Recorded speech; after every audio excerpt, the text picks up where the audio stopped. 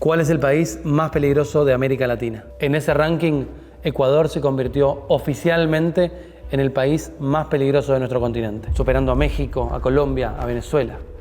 ¿Cómo pasó eso y por qué? De eso va este video. El crimen organizado hirió de gravedad a Ecuador. La violencia de los grupos armados, del narcotráfico. La situación se volvió crítica. En los primeros 50 días de este año tuvimos 1.300 asesinatos. Un asesinato por hora. Ahorita el motivo más terrorífico aquí en nuestro país, lamentablemente, es la delincuencia.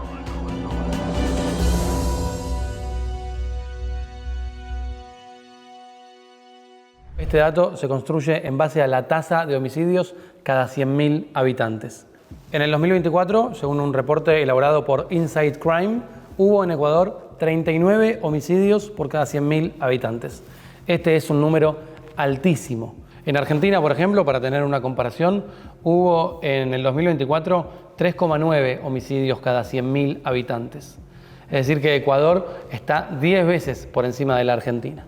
El único que supera, o los únicos que superan a Ecuador en este ranking de homicidios cada 100.000 habitantes son islas del Caribe. Por eso, de algún modo, yo digo que en el continente, en América Latina, el número uno por lejos es Ecuador, pero si contamos algunas islas del Caribe, el ranking incluye algunos países más. Por ejemplo, Haití tiene 62 asesinatos, homicidios cada 100.000 habitantes en el 2024, y el número uno indiscutido, y no sé qué pasa ahí, y me voy a tener que poner a investigar, son las Islas Turcas y Caicos, que tienen 103 homicidios cada 100.000 habitantes. Islas Turcas y Caicos tienen una población total, según Wikipedia, de 46.000 personas. Y también, según Wikipedia, es considerada parte de América del Norte, por lo cual no entraría en este ranking. Pero bueno, de todas formas, valía la pena mencionarlo porque es llamativo. Pero bueno, dejando de lado los números de las Islas del Caribe, porque estamos considerando solo los países continentales, la verdad es que los índices de homicidios de Ecuador son estremecedores. Para ser más precisos, el número concreto, la tasa concreta es 38,8 homicidios cada 100.000 habitantes, casi 39, y es un número que subió mucho en los últimos años. Vamos a tratar de analizar por qué. Seguramente recuerdes aquel video viral del año pasado en el que un grupo de hombres armados entraban a un canal de televisión en Quito, en la capital de Ecuador, y en vivo interrumpían esa transmisión y tomaban las instalaciones con las armas, por las armas. Fue un video que dio la vuelta al mundo y que impactó por la violencia que se percibía en esa situación. Obviamente, que entren en un canal con armas apuntando a los periodistas es algo inaudito. Por otro lado, en el 2023 fue asesinado Fernando Villavicencio, quien era candidato presidencial. Fue asesinado con 40 tiros, recibió 40 tiros luego de un acto de campaña en Quito. De la investigación que se hizo luego de ese asesinato, hubo al menos 7 detenidos culpables o acusados de ser responsables de ese asesinato. Esos 7 detenidos luego fueron asesinados cada uno en sus respectivas cárceles. Esto es como para pintar mínimamente el panorama de violencia que se vive dentro del país. Ahora bien, ¿cuál es el origen de esta violencia y de esta crisis? El narcotráfico. Ecuador está ubicada entre Colombia y Perú, dos países que son históricamente productores de cocaína. Esto convirtió a Ecuador en un punto clave en la ruta de tránsito para esa droga. Y hoy es una superautopista para ese polvo blanco que no puedo mencionar para que este video no sea censurado. Más de un tercio de la producida en Colombia se saca del continente a través de Ecuador. Es su puerto de salida hacia Estados Unidos, Asia y Europa. Hay dentro del país dos rutas principales. Una a través del Amazonas, por la cual probablemente llega mucho de la mercancía, y otra a través del Pacífico, por la cual se va. El resultado de esto es un país sumido en la violencia, en la corrupción y en una crisis tremenda. Y en pocas semanas, el 13 de abril, tienen que suceder además la segunda vuelta en las elecciones presidenciales de Ecuador. Ya hubo en febrero una primera vuelta en la que llegaron al balotaje Daniel Noboa, el actual presidente de Ecuador, que se está postulando para seguir siendo presidente, y Luisa González, la opositora que es de algún modo la protegida de Rafael Correa, quien fuera muchos años presidente de Ecuador. Pero como si fuera poco, todo esto ni siquiera es el verdadero disparador de este video. En este contexto de elecciones y violencia, Daniel Noboa, el actual presidente de Ecuador, como ya dije, hizo algo que abre un capítulo muy delicado. Se reunió con Erik Prince, el creador de Blackwater, el ejército privado más grande del mundo. Ahora se llama Academy. Si quieren saber más sobre Erik Prince, pueden ver este video que hice hace unos meses cuando se hablaba de él. ¿Por qué? Porque era el impulsor de la iniciativa Ya Casi Venezuela. ¿Se acuerdan que había una iniciativa llamada Ya Casi Venezuela y que era una cuenta regresiva y que después nos enteramos que era para juntar plata y después nos enteramos que esa plata era para financiar una supuesta intervención militar privada en Venezuela liderada presuntamente por Erik Prince y que después no quedó nada, no pasó nada, se juntó mucha plata, más de $1 millón y al momento de hoy no sucedió absolutamente nada más que generar mucho desengaño y decepción en muchísima gente, incluso que puso plata y en la que no tan bien.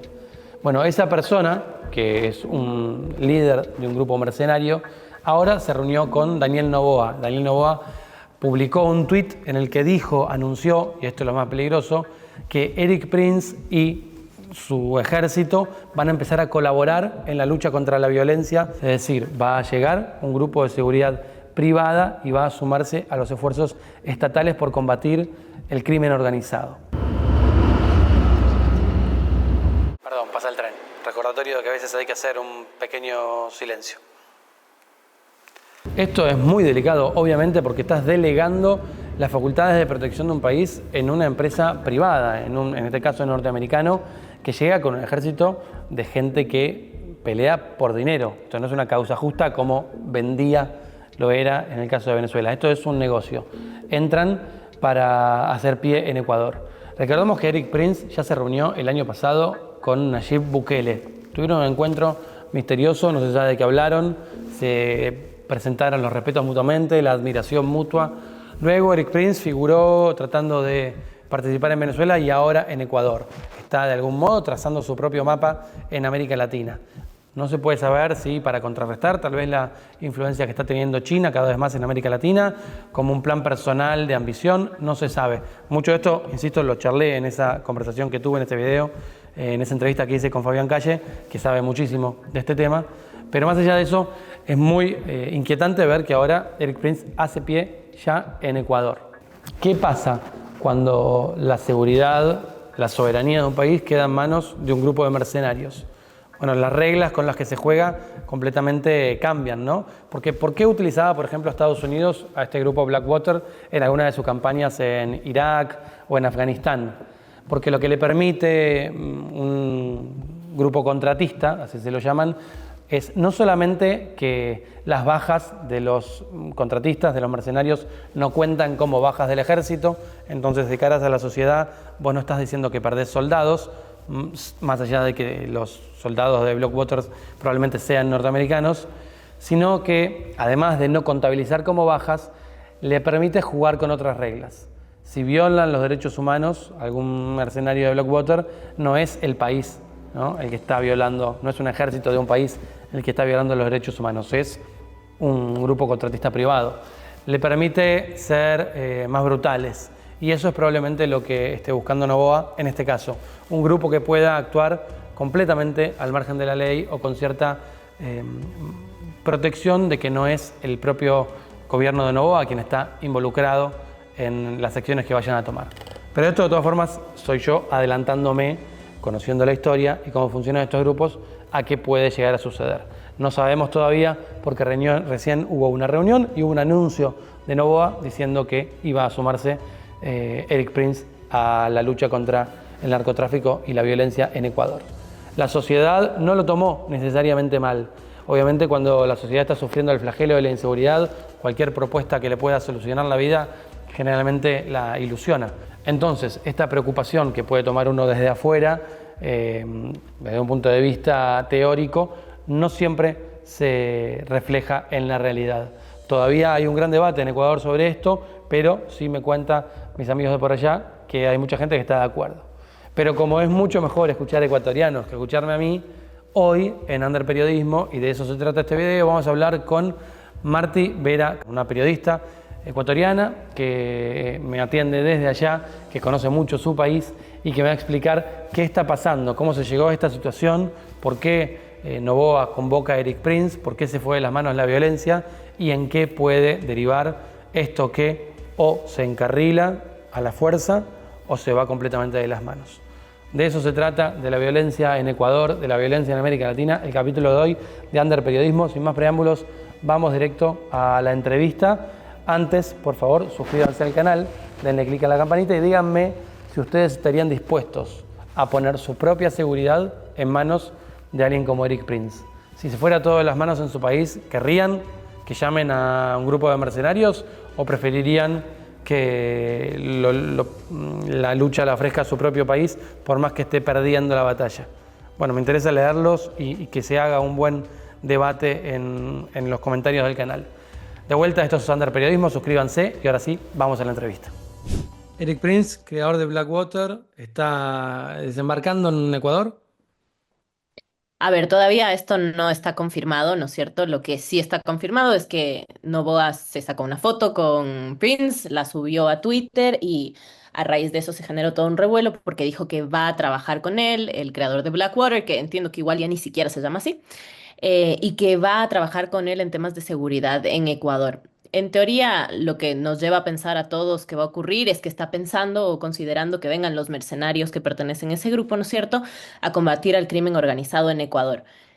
Hay que entender que igual en un contexto como el que estamos viviendo, con el tema de la seguridad y también previo a unas elecciones presidenciales, tenemos una segunda vuelta ahorita en abril, todos estos anuncios se tienen que tomar con pinzas, por un lado, y por otro lado, la gente está súper desgastada. Entonces, la lectura que muchos hacen es la de, bueno, no sé si esto se va a concretar, no sé cuáles van a ser las ramificaciones que esto tenga, y en tal caso, si es que ayuda a mitigar el problema de inseguridad que tenemos, apoyo. Eso es lo que opinan algunos sectores de la ciudadanía. Entonces, bueno, hay que ver qué va a pasar. El gobierno hace un montón de anuncios y no termina de ejecutar nada, y es lo que ha venido pasando este último año y medio con el tema de seguridad. Ok, bueno, vamos un poquito más para atrás, pero bueno, más allá de, uno lo puede poner en duda porque todavía no sucede, pero es el propio presidente quien publica una foto con Nicky Prince y dice, vamos a trabajar, no se sabe si con asesorías, si con contratistas en el terreno, pero es Noboa el que dice o sea, que el presidente dé el anuncio ya es considerado, ya es fuerte, digo. Total, es muy fuerte y además es fuerte si tú tomas en cuenta el contexto global en el que nos estamos manejando, ¿no es cierto? Es un contexto en el cual estamos viendo no solo en Ecuador, sino en el resto del mundo cosas que nos parecían impensadas o insólitas, ¿no es cierto? O sea, tenemos un cambio absoluto con lo que ha pasado con esta segunda presidencia de Trump, con las alianzas o no alianzas que existían antes. Es decir, sí estamos viendo manifestaciones de cosas en presidentes a nivel mundial que nunca pensamos ver. Lógicamente en Ecuador yo creo que esta opción nunca fue considerada. Mucha gente en Ecuador ni siquiera sabía lo que era Blackwater o quién es Eric Prince. Entonces obviamente es un anuncio que sorprende y que sacude, pero también ten en cuenta que Nova nos viene diciendo hace muchos años, voy a traer asesoría militar extranjera o van a venir militares estadounidenses a combatir el crimen organizado en Ecuador, o voy a devolver las bases militares ecuatorianas a las autoridades extranjeras. Y esto todavía no pasa. Entonces, por eso creo que la gente todavía no termina de entender el calado de lo que se anunció o de lo que está intentando insinuar Novoa, ni termina de creérselo. O sea, creen que es una posibilidad muy remota, porque además esto sucederá si gana Novoa y no se sabe si va a ganar. Muy bien, para hacer el tejido que yo veo, el entramado, Eric Prince el año pasado se reúne con Nayib Bukele, tienen un Ajá. encuentro, se presentan sus respetos. Luego Eric Prince empieza a coquetear con que va a intervenir Venezuela y que va a Ajá. resolver salvar a Venezuela de la dictadura. Y no Y ahora pasó. no, que no pasó. Y ahora Noboa anuncia, ¿para qué se suele usar un grupo de mercenarios? Para hacer lo que el Estado no puede hacer porque viola los derechos humanos, para no perder hombres en la lucha. Pareciera que si Noboa, que ahora me vas a contar vos, tiene una inclinación a parecerse a Bukele, la posibilidad de que alguien rompa las reglas por él, pareciera atractivo, ¿no? Como si fuera que puedan entrar a, a no tener que cumplir las reglas que tendría que cumplir un gobierno. Ujú. Entiendo que se pueda leer así desde el exterior y es lo más razonable, pero Novoa no tiene esa sutileza o ese respeto por las reglas en general. O sea, en Ecuador las ha roto cuando ha querido y como ha querido. En los últimos meses ha pasado muchísimo. Se ha violado la Constitución de mil formas. Por ejemplo, te voy a citar un ejemplo rápido, hay un lío con la vicepresidenta, ¿no es cierto? Ellos tienen una pelea, ustedes lo viven en Argentina, saben lo que es tener un presidente peleado con su vicepresidenta. La diferencia es que acá Noboa la mandó de embajadora a Turquía, de embajadora a Israel, y cuando él estuvo acá haciendo campaña electoral, ella tenía que haber venido a reemplazarlo en la presidencia, ya sea por horas, ya sea por días o lo que fuera. Y él decidió que eso no iba a ocurrir, entonces él nombró a dedo a alguien más para que la reemplace. Eso es una violación a la Constitución. Y acá la Corte Constitucional no se pronunció, en fin, ocurrió. Y de estas te puedo citar varias. Entonces, no creo que sea por un tema de respetar la ley o los códigos de la democracia en ese sentido. Creo que va más por un tema de desesperación político-electoral, por un lado, y por otro lado, desesperación ciudadana. Es muy loco, y probablemente para ustedes así lo resulte, leer las reacciones de la gente a este anuncio. Muchos dicen, no creo que se va a materializar, muy poquitos hablan del tema de derechos humanos y la gran mayoría dice ya era hora, es momento, necesitamos que vengan mercenarios extranjeros y que acaben con todo, porque acá la policía y las Fuerzas Armadas están tan contaminadas por los grupos del crimen organizado que incluso la gente les tiene más miedo. Y hay una total desconfianza de que ellos se puedan encargar de combatir al crimen organizado porque son parte del crimen organizado. Entonces, ¿qué es lo que la gente piensa? ¿Y qué es lo que quizás el propio Noboa piensa? Bueno, si traigo a mercenarios del exterior, ya está. No los tengo vinculados con el crimen organizado, vienen, actúan de forma rápida y después se van. El tema es que nos olvidamos de que los mercenarios trabajan para el mejor postor. Entonces, lógicamente, quizás, y esto es lo que dicen algunos analistas en seguridad, ok, quizás viene un grupo de mercenarios e inicialmente el impacto se siente y es positivo. Después de un tiempo, ellos se van a vender al mejor postor y el mejor postor no va a ser el Estado ecuatoriano, claramente, porque los grupos de delincuencia organizada tienen muchísimos más recursos que nosotros.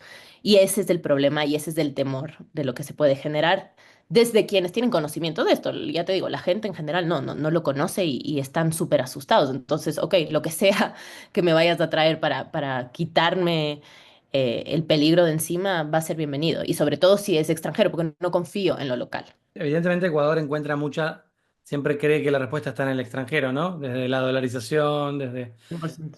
Hablamos de la violencia y yo iniciaba este video en una introducción que hacía contando los datos del ranking de países más peligrosos de América Latina según Inside Crime, una organización que lo mide según la tasa de homicidios cada 100.000 habitantes. En el 2024 Ecuador pasó al primer puesto del ranking de América Latina continental, ¿no? Con Ujú. 39 homicidios cada 100.000 habitantes, superando a México, a Venezuela, a Colombia. Sin embargo, en el año 2009 era uno de los países más seguros de la región. Ujú. ¿Cómo pasamos en 15 años de ser uno de los más seguros a ser el más peligroso de América Latina? A ver, es un proceso súper largo y le agrego una cosa a lo que estás contando que es totalmente cierto. Y es que si bien esas estadísticas ya eran escalofriantes, el 2025 es peor. Y si seguimos así, la cosa pinta mucho más grave. O sea, seguramente vamos a romper nuestro propio récord porque solamente en los primeros 50 días de este año tuvimos 1.300 asesinatos y eso equivale a un asesinato o a un crimen violento por hora. Ese es un aumento del 40% Wow. respecto al 2023, que ya había sido un año súper violento y el reporte de Inside Crime se hace en el 2024. Perdón que Es resalte esto. En lo que va del 2025, un asesinato por hora. Un homicidio por exacto. hora. Un homicidio violento por hora. Es una locura. Y ya te pones a comparar con, o sea, ¿qué pasa con otros países, no es cierto? Nosotros siempre utilizamos como referencia a México. Incluso los periodistas siempre hablábamos de que, bueno, o sea, siempre y cuando no seamos México, lamentablemente decíamos eso, está todo bien, entre comillas. O la gente usa como referencia el referirse al caso mexicano y dice, bueno, ¿cómo estamos en relación a México? Y hay muchas ciudades mexicanas que siguen siendo las más peligrosas del mundo y están arriba en el ranking y etcétera. Puerto Príncipe, que está en Haití, me parece que es la ciudad más violenta del mundo. Pero si es que tú te pones a comparar las tasas de homicidio, por ejemplo, en ciudades como Durán, acá en Ecuador, que no son vistas porque son consideradas un anexo a Guayaquil. Durán tuvo, me parece que 145 homicidios violentos por cada 100.000 habitantes. Eso supera a Puerto Príncipe. Sí. Entonces, dependiendo de la ciudad a la que te refieras, como que el contexto es distinto, puede ser mejor, puede ser peor. Sin dudas, siempre va a ser diferente. Me decías que cómo llegamos hasta acá. Depende de a quién le preguntes y nunca es unicausal, siempre es multicausal. Se habla de que durante el gobierno correísta, que fueron 10, 12 años de correísmo seguidos, se empezaron a sentar las bases para que ciertas cosas ocurran en Ecuador. Cambiamos de constitución, sacaron a los militares extranjeros de puertos locales, entonces perdimos el control sobre el mar. En ese momento supuestamente iban a reemplazarlos con drones, esos drones nunca funcionaron y nunca fueron reemplazados. Se habla de una relación casi que íntima en esa época con las FARC. De hecho, tuvimos el ataque a Angostura acá, la pelea de Correa con Uribe. O sea, nos podemos remitir a un montón de cosas que pasaron antes, de cosas que pasaron en las cárceles también, el hacinamiento, etcétera. Pero hoy en día, como te decía, es un tema multicausal y muy difícil de resolver porque tiene que ver con una economía muy pobre. Tenemos un 60% de economía informal, con lo cual lavar activos de acá o mover activos del crimen organizado es súper fácil, es mucho más fácil. Tenemos una situación social muy, muy frágil. Cerca del 60% de quienes pertenecen a estos grupos de delincuencia organizada son menores de edad, son niños. Y son niños que salen a... Cuando decimos crimen organizado, básicamente estamos diciendo narcotráfico. Sí, el narcotráfico, o sea, son lo que nosotros tenemos acá son células que operan con los grandes cárteles mexicanos. Entonces, con Jalisco Nueva Generación o con Sinaloa, hay distintas células, cada vez son más grupos que compiten entre ellos. Y lo que ellos ofrecen son, por ejemplo, servicios de sicariato, por ejemplo, servicios de transporte y movilización de las drogas, por ejemplo, cooperan con el tema de la minería ilegal, con el tema de la tala ilegal, etcétera, y ahora también se dedican al microtráfico y al menudeo adentro de Ecuador. De hecho, somos el tercer país de la región donde más coca se consume, ¿ya? Entonces, a estos grupos armados se suman, cerca del 60% de la gente que se suma son chicos, son menores de edad, que viven en situaciones sociales muy frágiles, en contextos donde hay mucha violencia, donde hay muchísima droga, salen de su casa y quienes los reclutan y quienes los agarran, bueno, son estos grupos de delincuencia organizada. Tienes otra realidad, que es la realidad del sistema judicial. Cerca del 90% acá de los casos no tienen sentencia, no tienen sentencia ejecutoriada. Un altísimo porcentaje también de la gente que está en la cárcel no tiene sentencia ejecutoriada y eso hace que estén poquito tiempo y que luego vuelvan a salir. Entonces, quizás no llegaron ahí por pertenecer al crimen organizado, pero como el crimen organizado se tomó las cárceles, entran, esa se convierte en una escuela, una universidad, ¿no es cierto?, del crimen organizado, salen y ya están cooptados por estos grupos. Tienes un sistema carcelario que realmente es terrible, no funciona. No sé si ustedes se acuerdan, pero hace algunos años teníamos enormes problemas de masacres y revueltas en las cárceles acá, masivas, o sea, decapitamientos, asesinatos en masa. Todos estos videos de encima salían, se publicaban en redes sociales. Constantemente se decomisan arsenales de armas. Viven hasta con piscinas dentro de los centros, ¿no es cierto?, de reclusión. Tienen piscinas de tilapias, tienen pantallas planas, dispositivos móviles, celulares, etcétera. Son centros de comando del crimen organizado. Y no, Bueno, el Estado no tiene control ahí. bueno, hablaba justo de las cárceles y tengo entendido que 7 de las personas que fueron procesadas por el asesinato de Fernando Villavicencio, el candidato presidencial de 2023, que fueron detenidos, fueron asesinados luego en la propia cárcel. Ahí para que te des una idea. O sea, fueron asesinados meses después. Entonces, hace mucho tiempo que el Estado perdió el control sobre esas cárceles, y esto ya como que se desmadró en el gobierno de Lazo. Ahí fue ¿Eran los cuando autores del asesinato? En teoría no. En teoría ellos no eran los autores intelectuales, sí materiales, pero no intelectuales. Y el caso Villavicencio es un caso del cual todavía estamos esperando escuchar información. O sea, en teoría se sabe que ellos fueron los 7 asesinos, pero no se sabe quién lo mandó a matar. Se barajan una serie de posibilidades, obviamente todos grupos del crimen organizado. Entonces, como te decía, las cárceles estaban totalmente fuera de control y la violencia dentro de las cárceles iba creciendo a raíz de que matan a uno de los líderes más importantes acá, em, de los choneros, hace algunos años. y empieza una pugna interna entre ellos y después con los grupos opositores por territorios. O sea, obviamente muere un líder y tú te empiezas a disputar territorios nuevamente.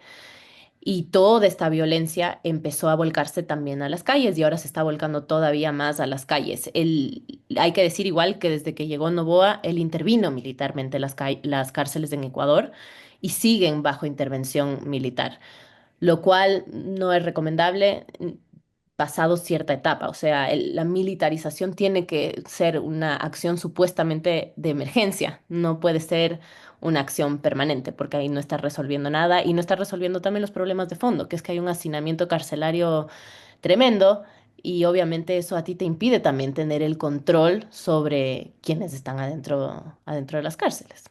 Vamos a la figura de Noboa, que es tan, por ahí no está siendo tan resonante en el continente porque tiene competidores fuertes, ¿no? En esto de llamar la atención, entre Maduro, Milei, Trump, ¿no? Bukele, pero es una persona que trata tanto de ganarse su espacio.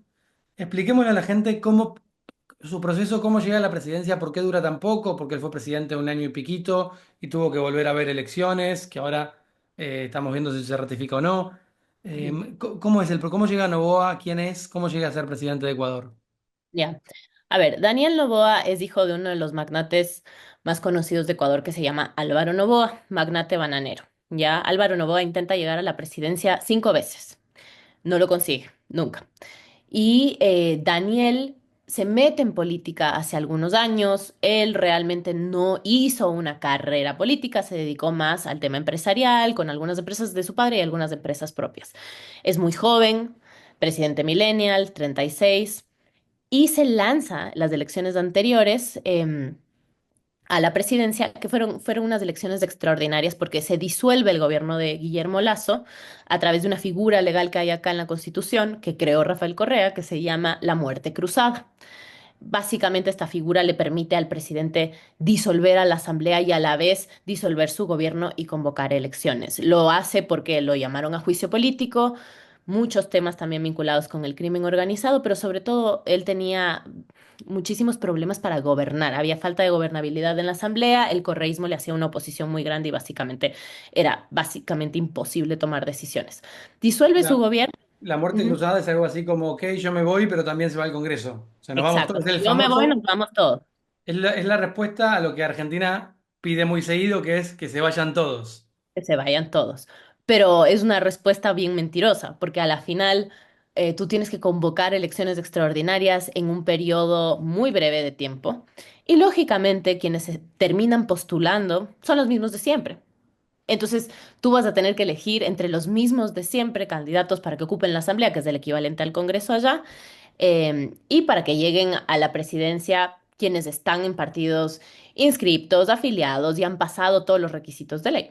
Entonces es un instrumento medio engañoso, ¿ya? Al Ok. final la asamblea se terminó llenando de los mismos. En ese periodo o en esa convocatoria de elecciones extraordinarias, asesinan a Fernando Villavicencio, que era un candidato a la presidencia en Ecuador, O sea, post y muerte ocurre... cruzada, se Ajá. presentan los candidatos. Villavicencio era uno de los que eran en 2 meses las elecciones, algo así. Sí, ajá, exacto. Y Villavicencio era uno de los candidatos. No era uno de los candidatos favoritos. Guillermo Lasso no se presentó, no presentó a nadie en su movimiento, ni a candidatos a la asamblea, ni a candidatos a la presidencia. Y no era, como te digo, Villavicencio uno de los más opcionados a llegar a Carondelet. Entre los más opcionados estaban Luisa González, que es la candidata de Rafael Correa, y Jan Topic, que se quería presentar, es también un multimillonario acá en Ecuador, que tuvo vínculos con el correísmo durante mucho tiempo, y se quería presentar como una especie de Bukele. Y en esa época se discutía mucho y se debatía mucho si eso era lo que Ecuador necesitaba y si era el modelo que queríamos seguir o no, justamente por toda la violación a los derechos humanos de la que se habla en El Salvador y etcétera. Sin ir más lejos, en el debate presidencial, después de la muerte de Villavicencio, sorprende un candidato que es Daniel Noboa, el hijo de Álvaro Noboa. lo tenía en el radar, nadie siquiera sabía que estaba metido en política, que había sido asambleísta, porque sí había sido asambleísta, fundó un movimiento nuevo, se inscribió e incluso él ha admitido que pensaba que esta iba a ser su primera, digamos, su primer testeo. Iba a testear 2 o 3 veces y después iba a ver si realmente llegaba a ganar la presidencia. Y gana la presidencia. O sea, venía de fondo, mascarón de proa y gana, sin Y esperarlo después siquiera. se gana la presidencia, exacto, algo que nadie se esperaba, ni él se esperaba. Entonces, en el momento en el que asume el gobierno, ya te imaginarás que fue un lío armar ese gobierno, porque no tenía, su partido acababa de constituirse antes de ayer, y no tenía cuadros para formarlo. ¿Y por qué la presidencia iba a durar tan poco? Esto fue en 2023, él asume a Ah, fines de 2023, si no me equivoco, sí. y vuelve a haber elecciones en febrero de 2025, o sea, un año y poquito de mandato. ¿Por qué? Porque tenía que completar el mandato de Lazo. Tal cual. Es eso. Es un periodo extraordinario. Entonces tú tienes que terminar supuestamente el periodo que no se completó y después se vuelve a convocar elecciones y ya, bueno, se supondría que el próximo presidente que tengamos tiene que estar acá 4 años. Ok, y bueno, fueron elecciones de vuelta en febrero y llegaron al balotaje, a la segunda vuelta, Noboa y Luisa González, que el 13 de abril, si no me equivoco, se define. Exacto, el 13 de abril se define. Las cosas están súper complicadas porque además en Ecuador se pensaba o se empezó a correr un poco este relato o lo instaló el gobierno de que iban a ganar en primera vuelta. En Ecuador puedes ganar en primera vuelta si es que tienes más del 40% de los votos, o si sobrepasas con más del 10% al que te sigue. Y no ocurrió, ¿no? O sea, todo el país estaba atento a los resultados, eso no ocurrió, se fue dilatando la publicación de esos resultados y ¿Cómo salió? finalmente, Recordemos cómo salió la... verás, te juro que voy a googlear porque es tan estrecho el margen Pero, que o si me sea, no, equivoco, mira, es como el margen entre uno y el otro es de 0,15. Quedaron Novoa 44,17%, Luisa 43,97%.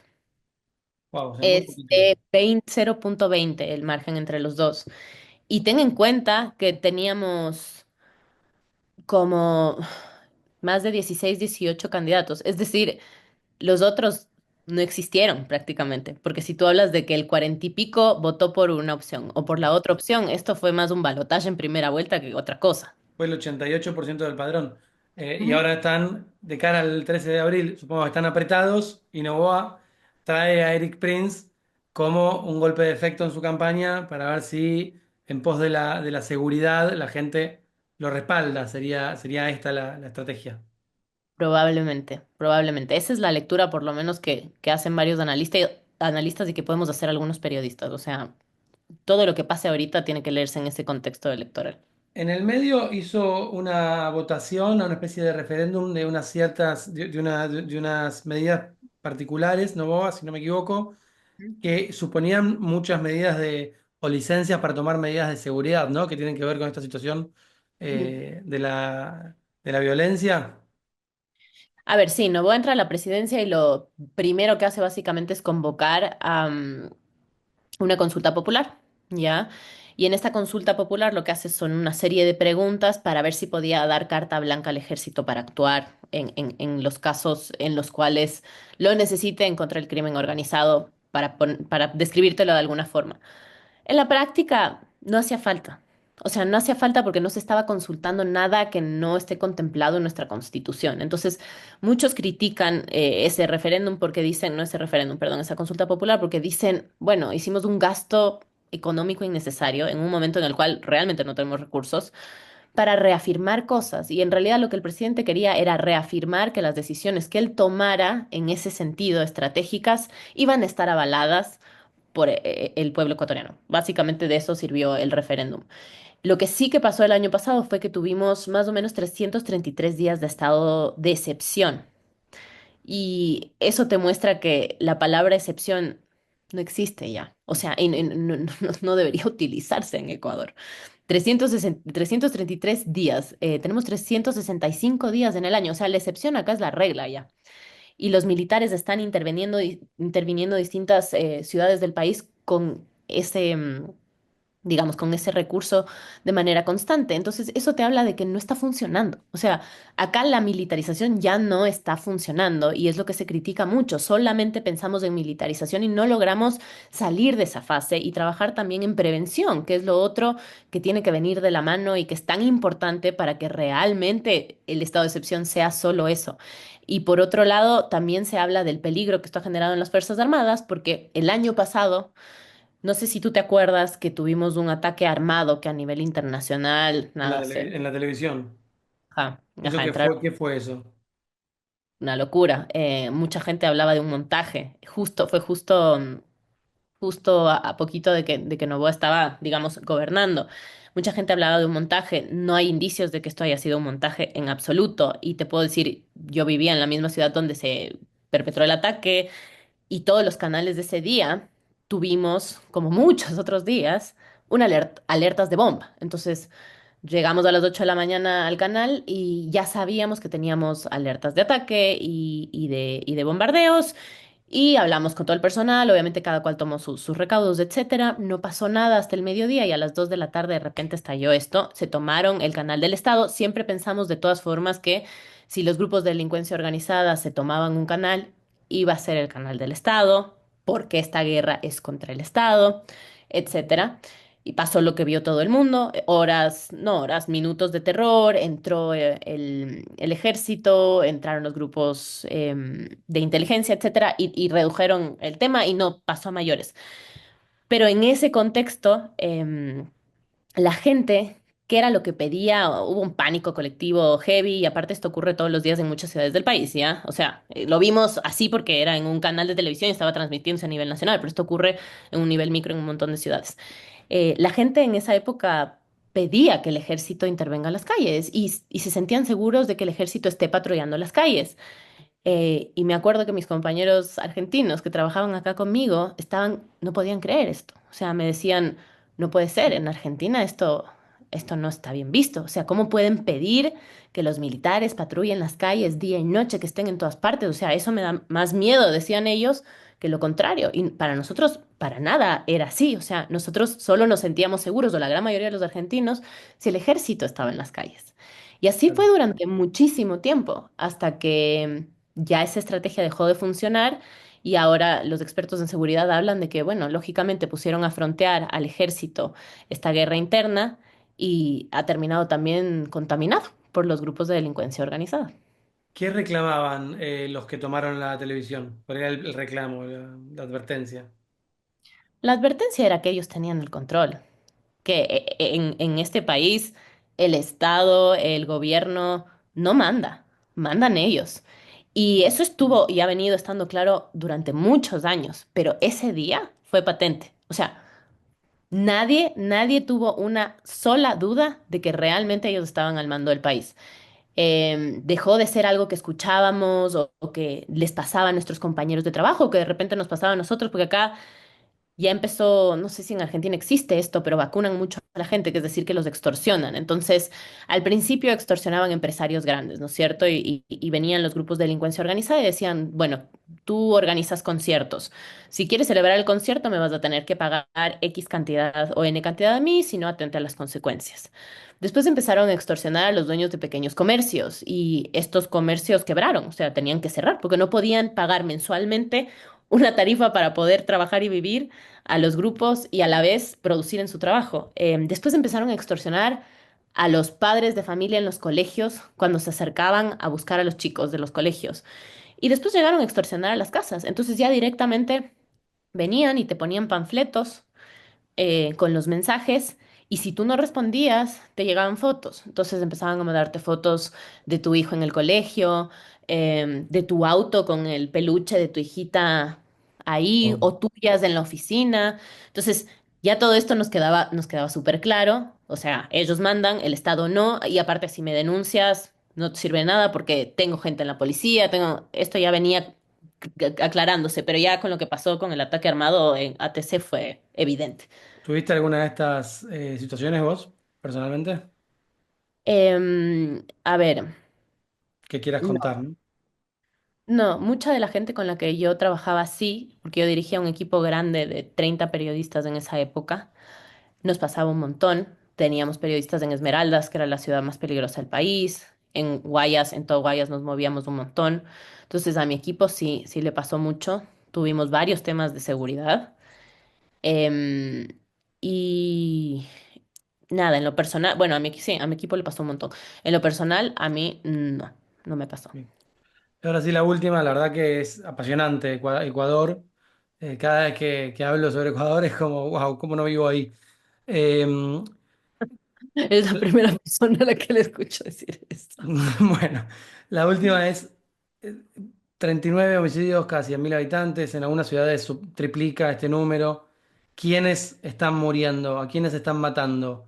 ¿A civiles? ¿A la ciudadano a pie que va a comprar la leche al mercado? ¿O se están matando entre narcos? ¿Quiénes están muriendo? Ya, esa es una gran pregunta. Al principio se mataban entre ellos, ¿ya? Pero ahora ha pasado lo que todos temíamos y es que quede involucrada la sociedad civil en esto. Y ha quedado involucrada. O sea, son las víctimas colaterales más numerosas y más importantes de este conflicto. Para no ir más lejos, hace 1 o 2 semanas, acá hay un sector en Guayaquil, que es una de las ciudades más peligrosas del país, que se llama sociovivienda, donde hay mucho asentamiento informal y mucha vivienda popular. Entra el ejército para básicamente combatir a un GDO, que es un grupo de delincuencia organizada. Encima ahora les han cambiado el nombre a GAOs o algo así, siguiendo una estrategia colombiana. Y mueren, hay una masacre de 22 civiles y hay niños incluidos. Y ese es uno de los tantos ejemplos. ¿Por qué? Porque ellos se están metiendo, obviamente, en sectores donde vive la sociedad civil, a atemorizar, a esconderse, a utilizarlos de escudo. Y en estas balaceras y en estos ataques, que muchas veces son enfrentamientos entre ellos y otras veces es el ejército intentando combatirlos, la sociedad civil queda involucrada y son víctimas colaterales, mueren ahí. Bueno, y eso se ve también en los índices de gente que ha migrado del país. O sea, en los últimos años se habla de un éxodo importante, no me acuerdo de la cifra, de un éxodo importante en Ecuador y lo hemos constatado los periodistas que hacemos calle y también los seres humanos que vivimos aquí, porque es que ya ni siquiera necesitas ser periodista y hacer calle para tener un conocido que un día te llamó o un trabajador que un día te llamó y te dijo, no voy a volver más, ayer atacaron mi casa porque no les quise pagar, agarré todo lo que pude, a mis hijos, crucé la frontera a Colombia y estoy caminando a Estados Unidos. Martín, muchas gracias. Nada, le recomiendo a todo el mundo que siga tu laburo. Gracias por esta conversación. Y yo seré el único que te dijo que se quiere ir a vivir a Ecuador, pero vos estabas en Argentina muy plácidamente y volviste a Ecuador. Así que no es tan Sí. raro, ¿eh? No, soy una persona a la que le encanta el conflicto aparentemente, así que aquí me tienes. En Suiza nunca, nunca, nunca viviré, eso lo tengo claro. Muy bien, estamos de acuerdo, coincidimos. Gracias de vuelta y súper interesante. Gracias a ti, suerte. Bueno amigos, hasta acá llegamos en el día de hoy. Muchas gracias por estar de ese lado. Espero que les haya gustado esta entrevista. Suscríbanse al canal, compartan con sus conocidos, compartan esta entrevista si les parece interesante, que me ayudan muchísimo a seguir creciendo, a superar la barrera de los 30.000 suscriptores que llegamos en muy poco tiempo, pero tenemos que ir un poco más allá. Vamos camino hacia los 100.000 porque sin ambición no se llega a ningún lado en este mundo de redes y youtubers. Nos vemos pronto. Gracias por estar del otro lado. Chau. ¿Qué tal salió esto? ¿Se veía algo? Nos vemos.